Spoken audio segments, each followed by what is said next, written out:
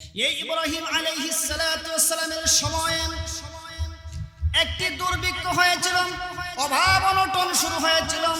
এই অভাব অনটনের যন্ত্রণা, সন্তান বাবার সামনে দাঁড়ায় দাঁড়ায় খিদার যন্ত্রণা, সন্তান বাবারে দইরা দইরা কাঁদে আর বলে, বাবা আমার পেটের ক্ষুধার যন্ত্রণার সহ্য করতে পারি না।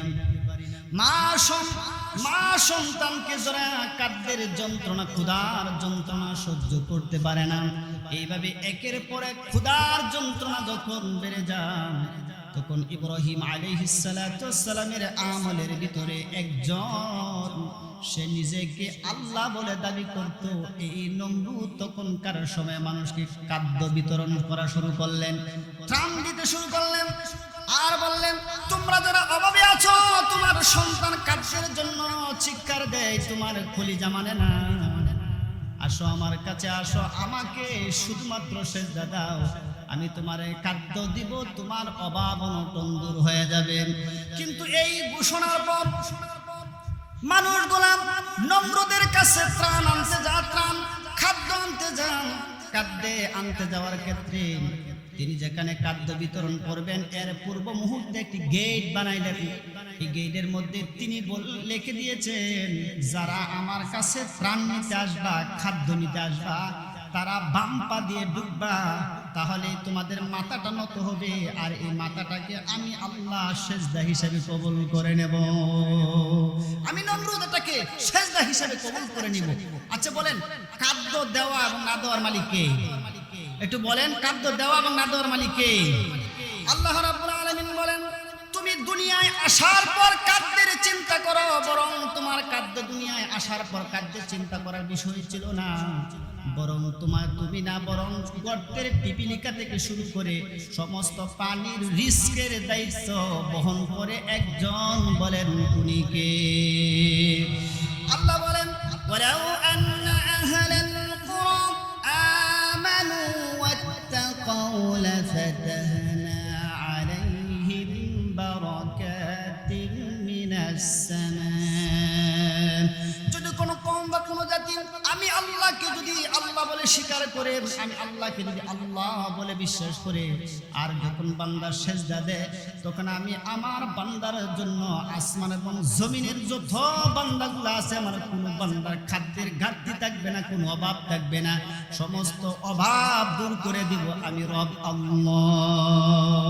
সুবহানাল্লাহ। শুধু অভাব দূর করবে না, তবে তোমরা একটি কাজ করবে, যদি খাদ্য পেতে চাও।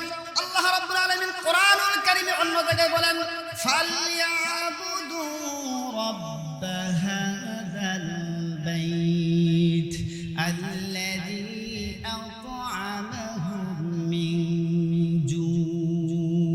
তোমরা যদি খাদ্য পেতে চাও, বিপদের সময় যদি তোমরা সঠিকভাবে হালাল খাদ্য পেতে চাও, তোমার ক্ষুধা নিবারণ করতে চাও, তাহলে ফালইয়াবুদু রাব্ব হাযাল বাইত, তাহলে তোমার এই রবকে সেজদা দাও, তোমার খাদ্যর অভাব পূরণ করে দিবেন একজন, বলেন উনি কে?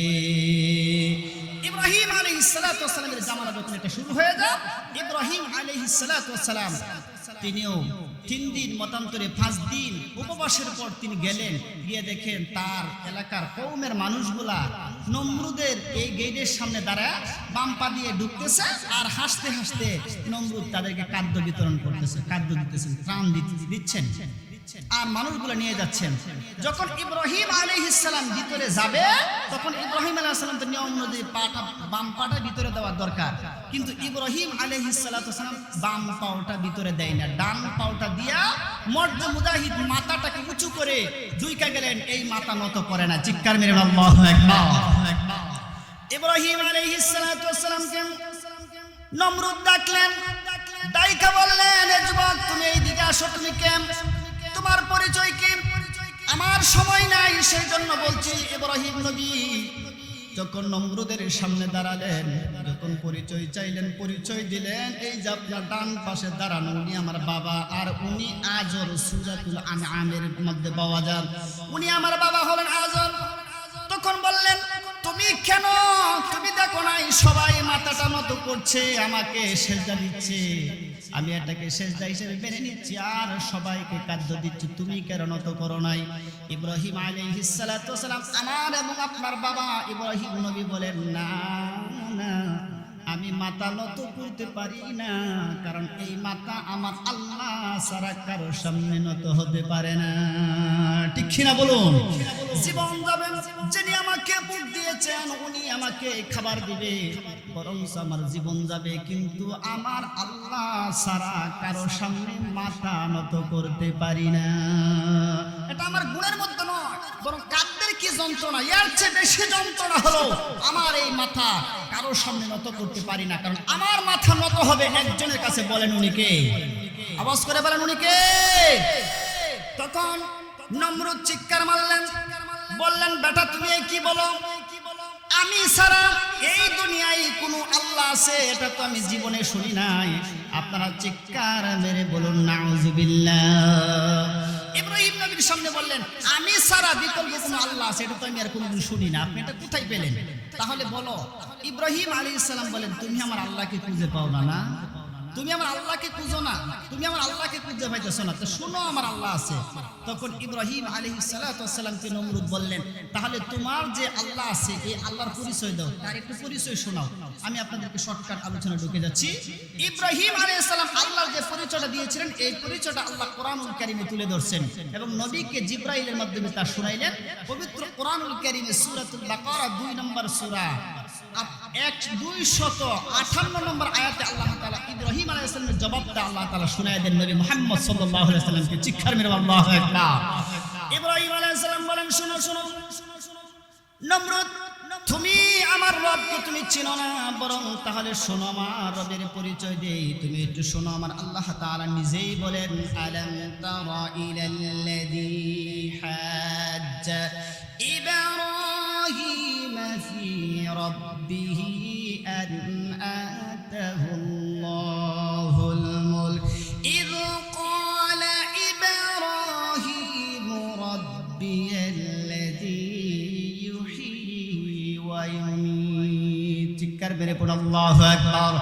ইব্রাহিম আলাইহিস সালাতু ওয়াস সালাম ডাক দিয়ে বলেন, নমরুদ শোনো, তুমি আমার রবকে তুমি চিনো না, তুমি মনে করতেছো তুমি রব, না না, তুমি রব হতে পারো না, বরং আমার রব হলো উনি, তুমি তাকে চিনো না।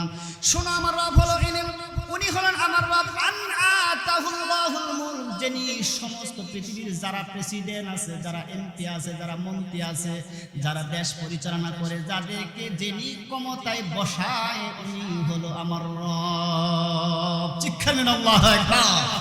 নমরুদ, তুমি আমার আল্লাহকে চিনো না, বরং তুমি যে চেয়ারে বসে আজকে এই জাতিটাকে তুমি বোকা বানাইতেছো, এই চেয়ারটার মধ্যে বসাইছে তো আমার রব। আচ্ছা আপনারা বলেন, এমপি হোক মন্ত্রী হোক এই ক্ষমতা কার?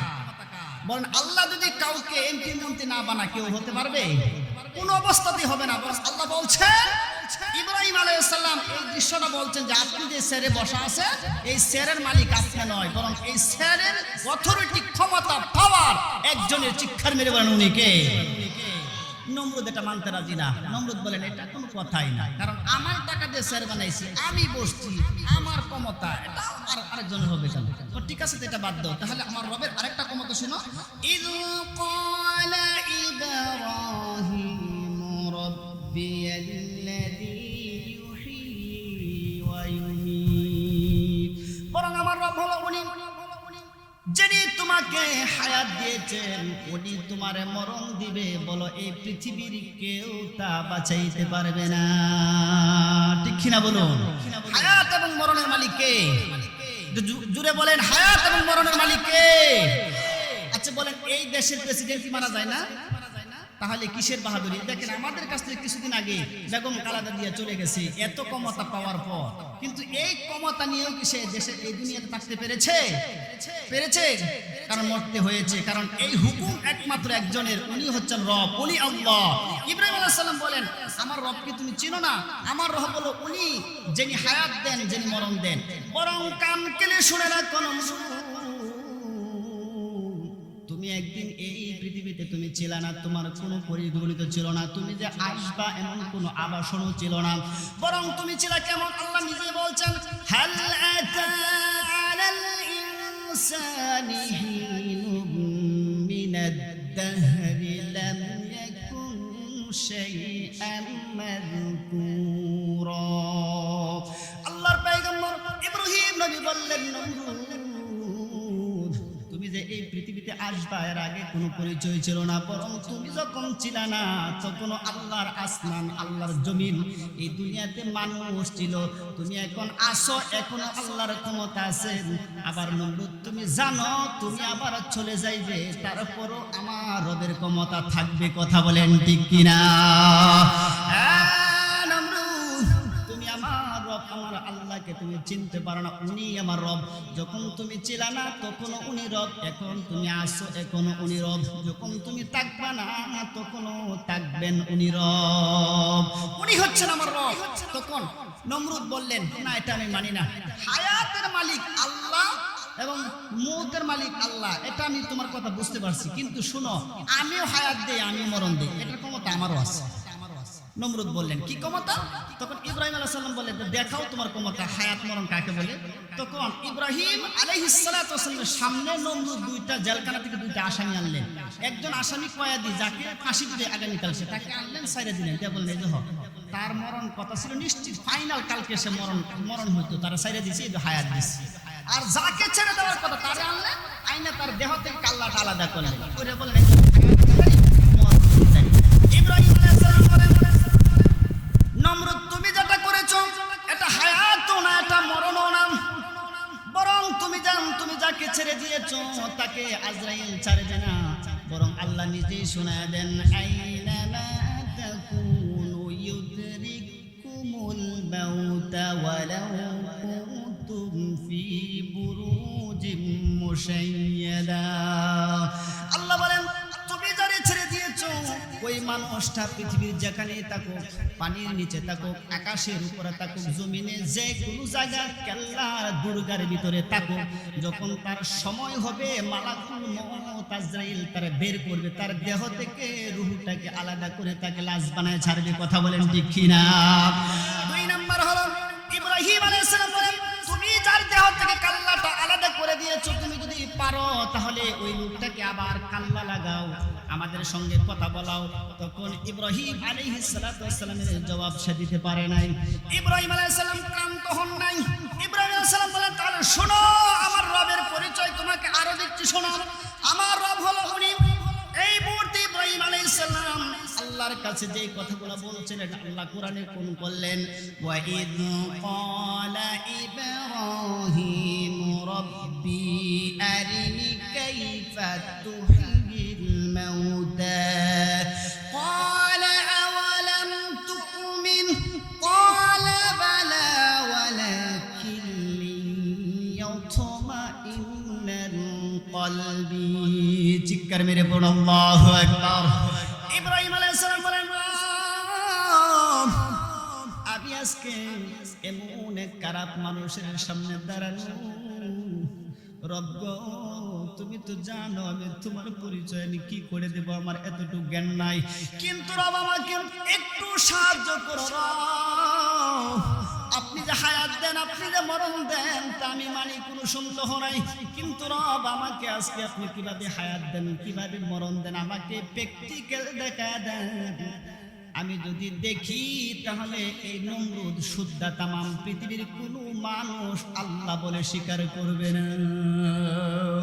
আমার আল্লাহ প্রশ্ন করেন, ক্বালা আওয়ালাম তুমিন, ও ইব্রাহিম, তুমি কি বিশ্বাস করো না আমি যে হায়াত দেই, আমি কি মরণ দেই, তুমি কি এটা বিশ্বাস করো না? ইব্রাহিম আলাইহিস সালাতু ওয়াস সালাম বলেন, ক্বালা বালা, অবশ্যই বিশ্বাস করি, কিন্তু আল্লাহ ওয়ালাকিন লিয়াতমাইন্নাল কলবি, রব আল্লাহ, আমার মনে চায়, আমার মনে অনেক ইচ্ছা, আমার মনে অনেক আবেগ, আমার মনে অনেক ইচ্ছা হয়েছে, রব আপনি কিভাবে হায়াত দেন আর কিভাবে মরণ দেন আমাকে নিজ চোখে দেখায়া দেন। আমি যদি দেখতে পারি নমরুদ এই দৃশ্য দেখবে, তাহলে নমরুদ আর আল্লাহ বলে নিজেকে দাবি করবে না। আল্লাহ বললেন, ঠিক আছে, তুমি যদি এই সিদ্ধান্তে উপনীত হয়ে থাকো যে এইটা যদি প্রমাণিত হয় তাহলে আল্লাহ জায়গা সে আর দখল করবে না, এটা যদি সে প্রমাণিত হয়ে থাকে তাহলে তুমি একটা কাজ করো। ইব্রাহিম আলাইহিস সালামকে আল্লাহ তাআলা বললেন তাহলে এটা তুমি একটা কাজ করো, তোমাকে আমি হায়াত কিভাবে দেই, কিভাবে মরে, কিভাবে জিন্দা করি, মরা জিনিসকে কিভাবে আমি জিন্দা করতে পারি তোমাকে আমি দেখাই, তুমি দেখো। ইব্রাহিম আলাইহিস সালামকে আল্লাহ তাআলা বলেন قال فخذ أربعة من الطير فصرهن إليك ثم اجعل على كل جبل منهن جزعا ثم أدعوهن يأتينك سعيا। الله বলেন ইব্রাহিম আলাইহিস সালাতু ওয়াস সালাম যখন এখানে দাঁড়ালেন আল্লাহ তাআলা বলেন ইব্রাহিম তুমি চারটা পাখি ধরে নিয়ে আসো।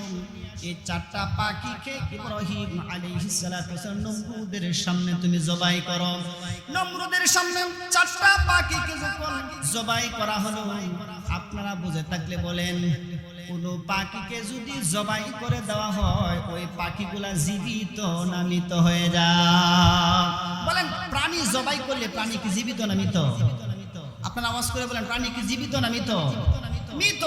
এই মৃত প্রাণীগুলাকে আল্লাহ তাআলা নবী ইব্রাহিম আলাইহিস সালাতু ওয়াস সালামের সামনে এই প্রাণীগুলাকে আবার তিনি জীবিত কিভাবে করলেন এর প্র্যাকটিক্যাল দৃশ্য আল্লাহ তাআলা ইব্রাহিম আলাইহিস সালামকে তুলে ধরলেন। ইব্রাহিম আলাইহিস সালাম যখন দাঁড়ায় রইলেন এই চারটা পাখি জঙ্গল থেকে ধরে এনে ইব্রাহিম আলাইহিস সালাম নমরুদের সামনে চারটা পাখিকে ধরে জবাই করলেন। জবাই করার পর চারটা পাখির গোশতকে মুফাসসির কেরাম বলেন এমন ভাবে পিসিং করা হলো, এমন ভাবে বাটা হলো, এমন ভাবে মিশ্রিত করা হলো যে কোন পাখির কোন গোশত এটা অনুবীক্ষণ যন্ত্র দিয়ে বোঝা যাবে না।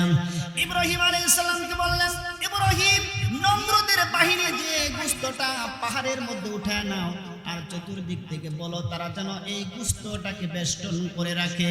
বেষ্টন করে রাখার পর এই গোশত চারটা পাখির যত ডানা আছে ডানাগুলা বাতাসে উড়াইয়া দাও। ইব্রাহিম এবার আপনি নমরুদের সামনে দাঁড়ায়া এক একটা পাখির নাম ধরে ধরে ডাক দিবেন। দেখবে ইব্রাহিম মুহূর্তের ভিতরে যে ডানাগুলা বাতাস উড়াইয়া নিয়ে গেছিল, যে গোশতগুলা পিসিং করে একসাথে চারটা পাখির মাংসকে দলাডলি করে পাহাড়ের উপরে রাখা হয়েছিল, দেখবেন মুহূর্তের ভিতরে গোশতগুলা আলাদা হইয়া ওই পাখাগুলা আবার জোড়া লাগবে। দেখবেন মুহূর্তের ভিতরে পাখিগুলা আপনার মাথার উপরে কিচির মিচির করে দৌড়বে, চিৎকার মেরে আল্লাহু আকবার। ইব্রাহিম আলাইহিস সালাতু ওয়াস সালাম আল্লাহর হুকুমে তাই করলেন। পাখির গোশতগুলা এই নমরুদের বাহিনী দিয়ে পাহাড়ে উঠায় দেওয়া হলো, বাতাসে পাখাগুলা যখন ছড়িয়ে দেওয়া হলো। ইব্রাহিম আলাইহিস সালাম নমরুদের সামনে দাঁড়ায় বলছেন আমি ইব্রাহিম আল্লাহর হুকুমে বলছি পাখি কবুতর তুমি জীবিত হয়ে যাও। মুহূর্তের ভিতরে দেরি করে নাই নমরুদের বাহিনীগুলা দেখতে পাইল যে এই যে গোশতগুলা পাহারা দিয়ে রাখছে, মুহূর্তের ভিতরে কবুতরের গোশতটুকু আলাদা হয়ে ওই পাখাগুলা বাতাসে যে নিছিল এইগুলা একত্রিত হয়ে মুহূর্তের ভিতরে কবুতর জীবিত হয়ে ইব্রাহিম এবং নমরুদের সামনে উঠতে শুরু করে দেয়। চিৎকার মেরে আল্লাহু আকবার। মুহূর্তের ভিতরে এটি জীবিত হয়ে যা। কিন্তু নমরুদের এই দৃশ্য ইব্রাহিম আলাইহিস সালামের এই প্রমাণ দেখে সে বিশ্বাস করেন। সে বলছে আজব তোমার ছেলে যে এত বড় জাদু জানে এটা আমি আগে জানতাম না, তোমার ছেলে তো বিরাট জাদুঘর। বলেন ইব্রাহিম আলাইহিস সালাম কি জাদু করছিল? আপনারা বুঝে থাকলে বলেন জাদু করছিল? আল্লাহ রাব্বুল আলামিন এই কথার পরিপ্রেক্ষিতে আল্লাহ তাআলা আরেকটা প্রমাণ দিয়ে বললেন না আমার ইব্রাহিম জাদু করে না, বরং জাদুকর আমি কোনো নবী বানাই নাই। কথা বলেন ঠিক কিনা? ইব্রাহিম আলাইহিস সালাম এই কথা যখন বললেন আল্লাহ বললেন ঠিক আছে নবী ইব্রাহিম তুমি কষ্ট পেও না, তোমাকে সে জাদুকর বলতে ঠিক আছে, তাহলে তারে বলো সে যদি আল্লাহ হয়ে থাকে তাহলে তো তার প্রাণীগুলা তার কথা শোনার কথা। তাহলে জীবন ভরা দুনিয়া সৃষ্টির পর থেকে পূর্ব দিক থেকে সকালে সূর্য উঠে পশ্চিম দিকে সূর্য অস্ত যায়, তাহলে তারে বলো সে যেহেতু আল্লাহ বলে দাবি করে তাহলে তাকে বলো আগামীকাল সকালে সূর্যটা পশ্চিম দিক থেকে উদিত করো, পূর্ব দিক থেকে সূর্য অস্তমিত করো। এই কথা বলতে নমরুদ কি করলো কোরআনের বাহিতাল্লাযী কাফার ওই কাফের মানে ওই নমরুদ মুহূর্তের ভিতরে ইব্রাহিম নবীর কাছে মাথা নত করতে বাধ্য হয়েছে, বরং নবীকে নবী স্বীকৃতি দিতে বাধ্য হয়েছে। কথা বলেন ঠিক কিনা?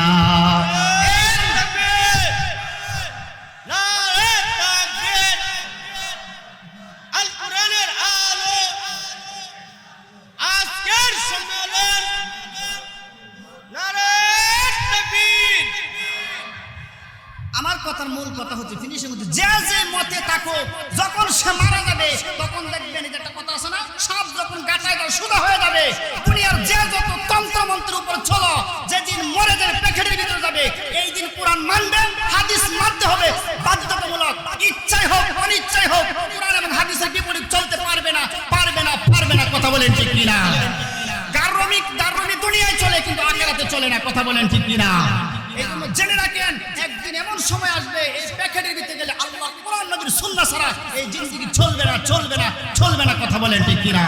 তাহলে আমি আপনাদের আগে বলি, মরার আগে সুদা হয়ে যান, দুনিয়াও সুন্দর আখিরাতও সুন্দর। তামান যুহজিয়া আনিন নার ওয়া ইউদখিলাল জান্নাত ফাকাদ ফাজ।